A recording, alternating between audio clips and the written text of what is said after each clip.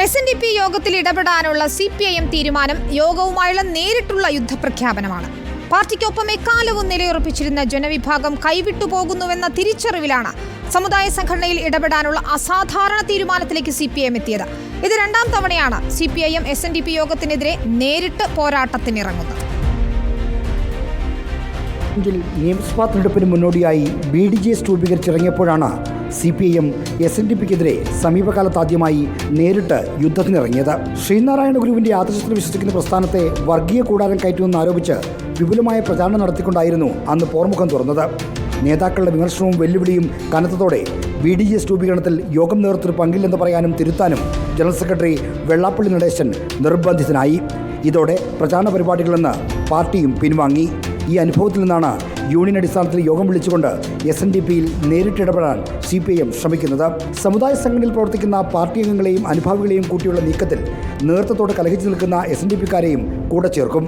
ഈ നീക്കത്തിൻ്റെ വിജയസാധ്യതയേക്കാൾ അത് SNDP നേതൃത്വമേൽ ചെലുത്തുന്ന സമ്മർദ്ദത്തിലാണ് പാർട്ടി നേതൃത്വത്തിൻ്റെ കണ്ണ്. സമ്മർദ്ദമുയരുമ്പോൾ സമുദായ സംഘടന സംഘപരിവാറിന് ഇംഗിതത്തിന് വഴങ്ങില്ല എന്നാണ് പാർട്ടി നേതൃത്വത്തിൻ്റെ പ്രതീക്ഷ. അതാണ് BDJS രൂപീകരണ കാലത്തെ സമ്മർദ്ദതന്ത്രം നൽകിയ അനുഭവവും.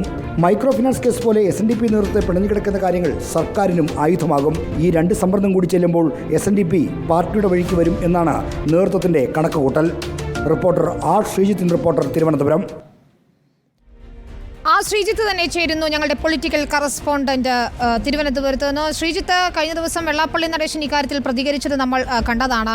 SNDP യോഗത്തിൽ അതൃപ്തിയിൽ നിൽക്കുന്ന എല്ലാവരെയും കൂടെ കൂട്ടുക, ഒപ്പം തദ്ദേശ തെരഞ്ഞെടുപ്പ്, വരാനിരിക്കുന്ന നിയമസഭാ തെരഞ്ഞെടുപ്പ്, ഇതിലൊക്കെ തന്നെ നിർണായക ശക്തിയായി മാറിയേക്കാവുന്ന ഒരു തീരുമാനത്തിലേക്ക് എത്തുകയാണ് CPIM. എങ്ങനെയായിരിക്കും തുടർ നീക്കങ്ങൾ? യോഗത്തിലെ എങ്ങനെ ഇടപെടാനാണ് ഇപ്പോൾ ഉദ്ദേശിക്കുന്നത്? SNDP യോഗം എക്കാലത്തും CPIMന്റെ ഉറച്ച വോട്ട് ബാങ്കാണ്.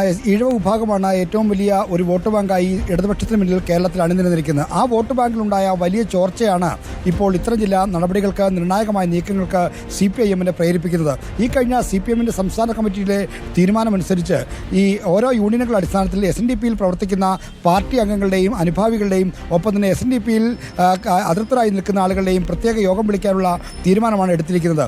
ഇത് ഒരു സാധ്യതയുള്ള ഒരു നീക്കമായിട്ടൊന്നും CPIM നേതൃത്വം കണക്കാക്കുന്നില്ല. എന്നാൽ ഒരു സമ്മർദ്ദതന്ത്രം എന്ന നിലയിൽ തന്നെയാണ് CPIM ഇതിനെ കാണുന്നത്. മാത്രമല്ല, വരാനിരിക്കുന്ന തദ്ദേശ ഭരണ തെരഞ്ഞെടുപ്പിലും നിയമസഭാ തെരഞ്ഞെടുപ്പിലും പാർട്ടിക്കും മുന്നണിക്കും വിജയം നേടണമെങ്കിൽ ഈഴവ വിഭാഗത്തിൻ്റെ നിർലോഭമായ പിന്തുണ അനിവാര്യമാണ്. ഇപ്പോൾ കാൽച്ചുവട്ടിലെ മണ്ണ് ഒലിച്ചുപോയ പോലെ പാർട്ടി വോട്ട് ബാങ്കിൽ വലിയ തോതിലുള്ള ചോർച്ച ഉണ്ടായിട്ടുണ്ട്. ഈ ചോർച്ച പരിഹരിക്കാനുള്ള തന്ത്രങ്ങളുടെ ഭാഗമായിട്ടാണ് ഇത്തരം നീക്കം ഇപ്പോൾ CPIM എടുത്തിരിക്കുന്നത്. ഇത്തരം സമുദായ സംഘടനകൾ അങ്ങനെ നേരിട്ട് ഇടപെടുക പതിവില്ല.